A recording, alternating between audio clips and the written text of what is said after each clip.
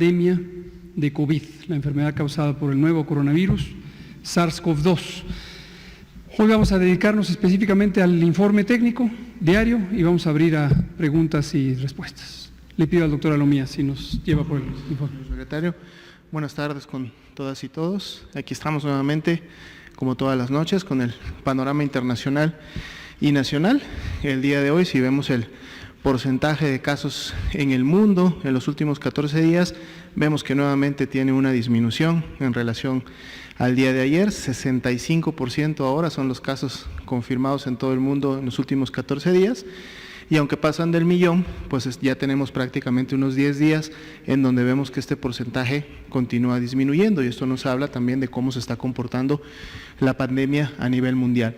La tasa de letalidad se ha mantenido prácticamente estable en un 6.2%, y ya lo comentábamos, es una tasa que promedia las tasas de letalidad que está habiendo en todos los países del mundo. En la siguiente diapositiva podemos ver un poco mejor la distribución de cómo está la carga en estos últimos 14 días por las regiones de la Organización Mundial de la Salud. Vemos cómo sigue habiendo un incremento en el caso de la región de las Américas. Ayer era del 40% y ahora ya está en el 42%, y también la región europea tiene una disminución, y es lo que vamos a estar viendo en los siguientes días, cómo se reduce la región europea y cómo se incrementa la región de las Américas, que es, vamos a decir, prácticamente la última región que en su momento está haciendo y va a ser afectada por la pandemia como tal. 42% entonces para las Américas. En la siguiente actualizamos nuestras cifras para México. 4.219 casos, eso es un incremento de 375 casos en relación a lo que teníamos el día de ayer. 9.983 sospechosos. Si recuerdan también esto, los sospechosos se han mantenido estables, es decir, se han estado o confirmando o negativizando y no han crecido en los últimos días. De hecho, tenemos hoy menos sospechosos de los que teníamos el día de ayer. 21.267 personas también ya han dado negativas, es decir, tuvieron alguna sintomatología respiratoria, pero su prueba fue negativa para SARS-CoV-2. Lamentablemente 273 defunciones, también se actualiza esta cifra, y ya son más de 35.000 las personas que han sido estudiadas hasta el momento en relación a la epidemia en México. Como vemos, la Ciudad de México, que es el punto más oscurito que tenemos en el medio del mapa, es aquella que ya superó los 1.000 casos como estado y como región, y por lo tanto pues mantiene esta coloración. En la siguiente diapositiva vemos precisamente esta distribución de la carga de enfermedad, es decir, de la cantidad de casos que se han confirmado para cada uno de los estados, pero a medida que va evolucionando la epidemia en el país, vemos ahora cómo la tasa de incidencia por 100.000 habitantes para todo el país, que es de 3.30, ahora tenemos un movimiento de la Ciudad de México a un tercer lugar, y hay otros estados que en función de su base poblacional empiezan también a tomar, digamos, esta delantera. Vamos desde una tasa del 12.68 hasta una tasa de 0.68 que ha caracterizado al estado de Chiapas como tal desde hace varios días. En la siguiente diapositiva, nuestra distribución por grupos de edad, y además también una diferenciación entre el tipo de servicio que demandaron al momento de llegar a la consulta, si fueron en su momento hospitalizados o fueron ambulatorios, lo cual nos representa a su vez una enfermedad grave, una enfermedad leve. Y ya veníamos notando esta tendencia en los gráficos de los últimos días y continúa de hecho acentuándose.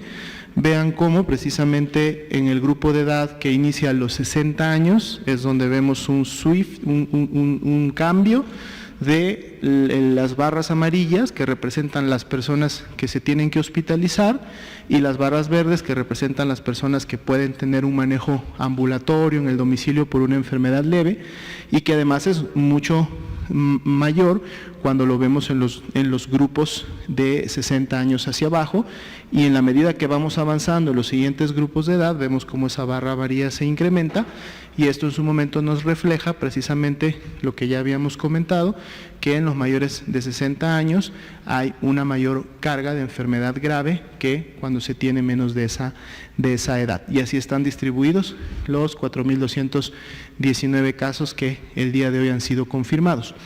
En la siguiente diapositiva, por favor, vemos un poco también la distribución de lo que estamos viendo en los grupos de edad, pero ahora en concentrados grandes. Los ambulatorios representan el 67,43%, esto ya es un corte a la evolución.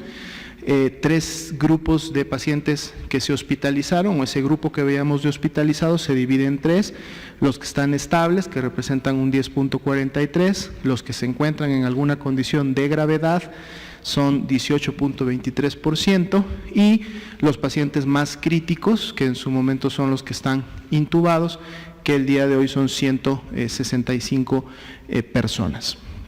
En la siguiente diapositiva vemos la proporción de los casos confirmados que ya se han recuperado. 42%, si recuerdan, este porcentaje ha estado prácticamente variando entre un 42 y un 46 desde que inició la transmisión en México, y representa precisamente estas personas que han tenido una evolución ambulatoria, que se han autorresguardado en el domicilio y que ya tienen más de 14 días de haber iniciado sus signos y síntomas, y lógicamente no están hospitalizados ni tampoco forman parte de este 6% que lamentablemente perdió la vida a consecuencia de la enfermedad.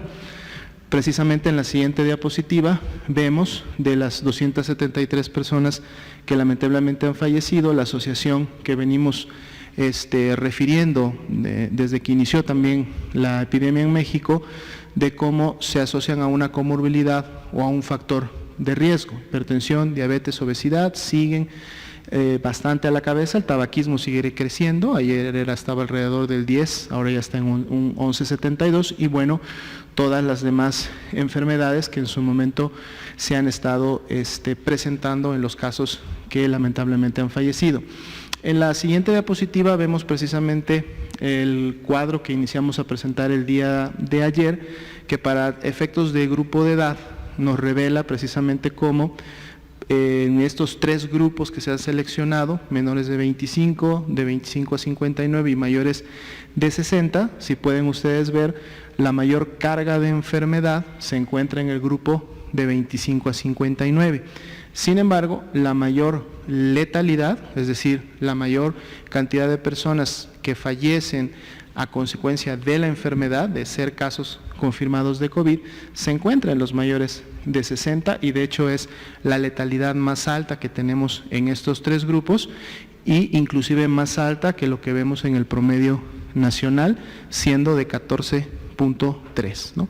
Y por eso la Jornada Nacional de Sana Distancia, que sigue invitando a estas personas en los grupos de riesgo, ya sea por la edad o ya sea por las comorbilidades, a resguardarse, al menos durante este tiempo en el que sabemos que va a haber un incremento importante de casos y por lo tanto un incremento del riesgo de contagiarse, padecer de la enfermedad, complicarse a consecuencia de ella, y un riesgo importante también de poder fallecer. En la siguiente diapositiva vemos la distribución de la letalidad y del número de defunciones por estado en el cual han ocurrido.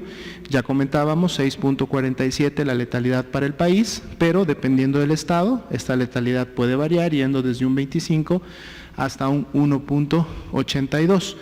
Igual sucede, como lo vemos en la siguiente diapositiva, con la mortalidad. La mortalidad para el país es de 0,21, sin embargo puede iniciar desde 1,04 y ser de 0,02 dependiendo de la base poblacional de los estados en donde han ocurrido las defunciones.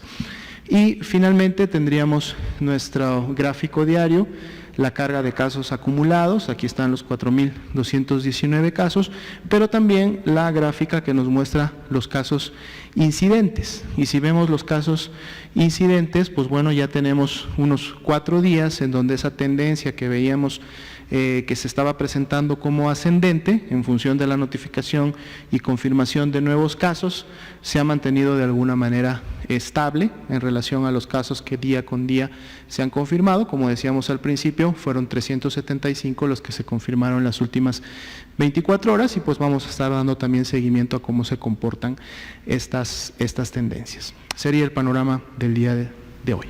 Muchas gracias, doctora Lumía. Pues vamos a abrir a preguntas. Empecemos con usted, luego para acá con usted, y luego ustedes dos, y luego usted.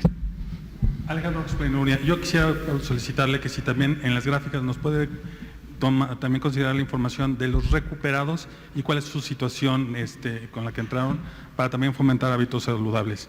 Con gusto. Y con respecto a la confusión del factor de 8 que se está aplicando, existe mucha confusión con respecto a por qué no se está aplicando con las muertes. La explicación es muy simple, qué bueno que nos lo comenta para que no haya dudas. La vigilancia centinela tiene lo que explicamos la semana pasada y con gusto lo vamos a ir explicando. Puede ser que los días que actualizamos las estimaciones, que es cada semana, recapitulemos sobre cómo funciona la vigilancia centinela.